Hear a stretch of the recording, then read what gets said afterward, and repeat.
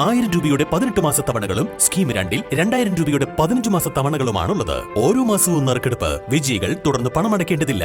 Anupama gold gallery, golden diamond, Edavanna, Thiruvali, Othayi. കാപ്പി കൃഷിയിൽ 100 മേനി വിളവുമായി retired college അധ്യാപകനായ മാത്തുണ്ണി മമ്പാടി MES കോളേജിൽ നിന്നും വിരമിച്ച ശേഷമാണ് മാത്തുണ്ണി കാപ്പി കൃഷിയിലേക്ക് ഇറങ്ങിയത്.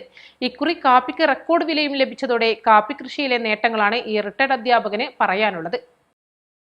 കോഴിക്കോട് മലപ്പുറം ജില്ലയുടെ അതിർത്തി ഗ്രാമമായ നായാടംപൊയിലെ സ്ഥലത്താണ് കാപ്പി കൃഷിയുള്ളത്.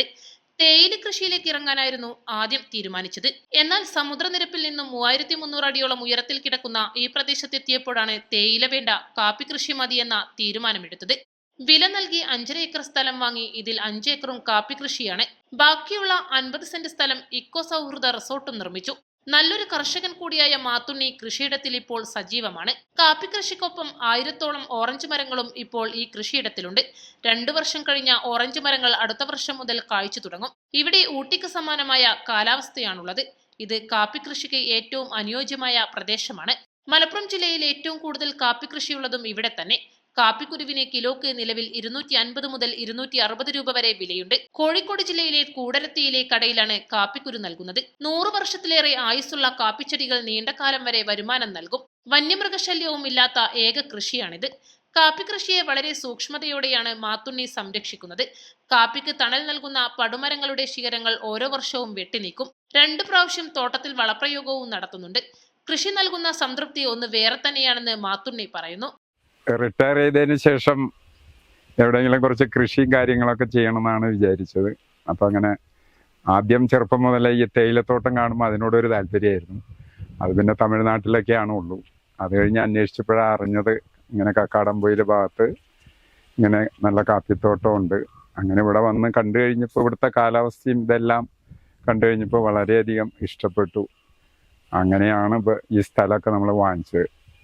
ഇപ്പൊ ഇവിടുത്തെ കാപ്പി കൃഷി തുടക്കത്തിൽ ഒരു 3 വർഷം മുമ്പ് വലിയ വിലയൊന്നും ഇല്ലായിരുന്നു. വരവും ചെലവും അങ്ങനെ മീറ്റ് ചെയ്ത് പോവാണ്. കഴിഞ്ഞ വർഷം മുതൽ നല്ല ആദായമാണ്. ഈ വർഷം നല്ല മെച്ചത്തിലാണ്. കാപ്പിക്ക് ഒരു 250 രൂപയൊക്കെ വന്നിട്ടുണ്ട് അപ്പോൾ അതുകൊണ്ട് നല്ല മെച്ചമാണ്. അപ്പോൾ ഇനി ഇടയ്ക്ക് കുറച്ചൊക്കെ ഇങ്ങനെ ഗ്യാപ്പ് ഉണ്ട്. ആ സ്ഥലത്തൊക്കെ നമ്മൾ കുറച്ച് ഓറഞ്ചും കാര്യങ്ങളൊക്കെ വെച്ച് പിടിപ്പിച്ചിരിക്കുന്നത്, റംബൂട്ടാനൊക്കെ. അപ്പോൾ ഇനി കാപ്പി തന്നെ വെക്കാനാണ് ഉദ്ദേശം. ബാക്കിയുള്ള ഗ്യാപ്പിലൊക്കെ നന്നായിട്ട് കാപ്പി വെച്ചിട്ട് ഒരു കൃഷി ഒന്നും കൂടി നന്നാക്കാനാണ്. ദിവസേന 6 തൊഴിലാളികൾക്ക് ജോലി നൽകാനും കൃഷിയിലൂടെ സാധിക്കുന്നുവെന്നതും ഏറെ സംതൃപ്തി നിറഞ്ഞ കാര്യമാണെന്നും ഇദ്ദേഹം പറയുന്നു. കർഷകൻ മാത്രമല്ല, നല്ലൊരു സഞ്ചാരി കൂടിയാണ് ഈ റിട്ടയർഡ് പ്രൊഫസർ.